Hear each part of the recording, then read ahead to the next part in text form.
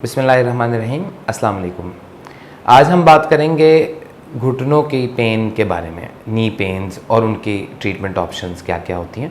मेरा नाम डॉक्टर सुफियान है, मैं कंसल्टेंट ऑर्थोपेडिक सर्जन हूं और मैं आज आपको गाइड करूंगा कि घुटनों की पेन की क्या क्या वजूहात होती हैं और फिर उनके मुख्तलिफ स्टेज वाइज क्या क्या उसके ट्रीटमेंट्स होती हैं। तो सबसे पहले हम बात करें घुटनों की पेन की, घुटनों की दर्द की वजूहात क्या क्या हैं।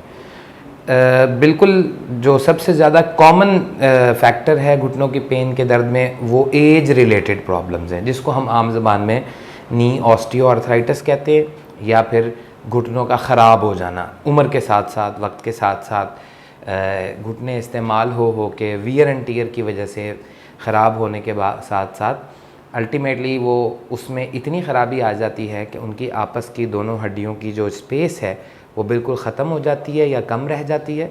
हड्डियाँ आपस में रगड़ खाना शुरू हो जाती हैं, घुटने में सोजिश रहना शुरू हो जाती है और पट्टे कमज़ोर हो जाते हैं, जिसकी वजह से घुटने में दर्द के साथ साथ घुटना पूरी तरह से हरकत करने से कासिर हो जाता है।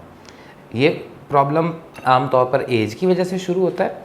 एज के साथ साथ इसमें मुख्तलिफ़ इसके जो वेरिएबल्स हैं, कुछ लोगों में ये जल्दी शुरू हो जाता है, कुछ लोगों में ज़्यादा देर से शुरू होता है। लाइफस्टाइल पे डिपेंड करता है, एक्टिविटी पे डिपेंड करता है और बाकी पेशेंट की मेडिकल कंडीशंस पे डिपेंड करता है कि किसका घुटना कितनी जल्दी ख़राब होना है या किसके घुटने में कितनी जल्दी तब्दीलियाँ आनी हैं।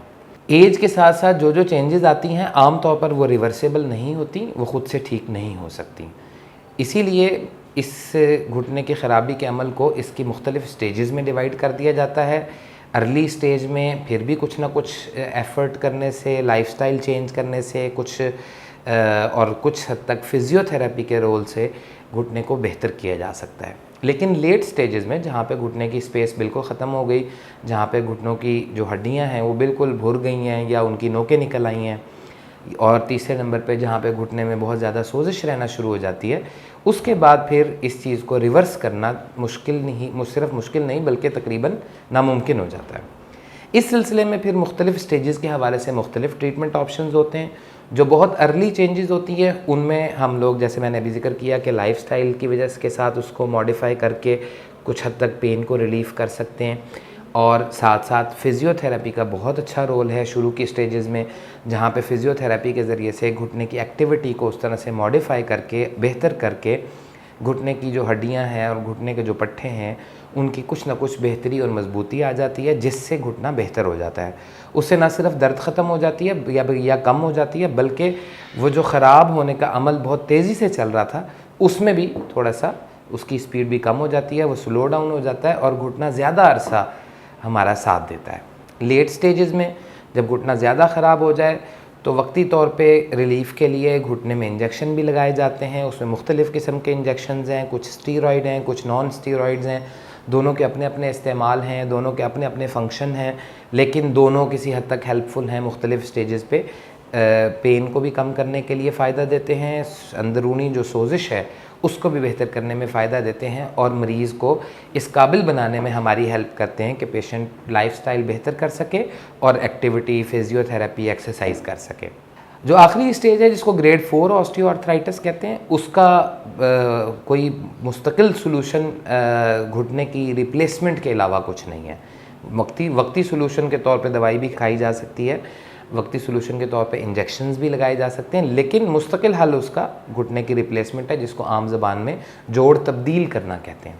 जोड़ तब्दील करने का जो अमल है ये बहुत ख़तरनाक नहीं है, इससे डरने वाली कोई बात नहीं है। हाँ, ये बात ठीक है कि ये एक मेजर ऑपरेशन है, इसको प्लान करके किया जाता है, मरीज़ के साथ अच्छा सा डिस्कस करके किया जाता है कि मरीज़ इसके साथ अपनी लाइफ को कैसे चेंज कर सकता है, कैसे अपनी लाइफ को इस नए जोड़ जो हम डालते हैं उसके मुताबिक कैसे अडॉप्ट कर सकता है।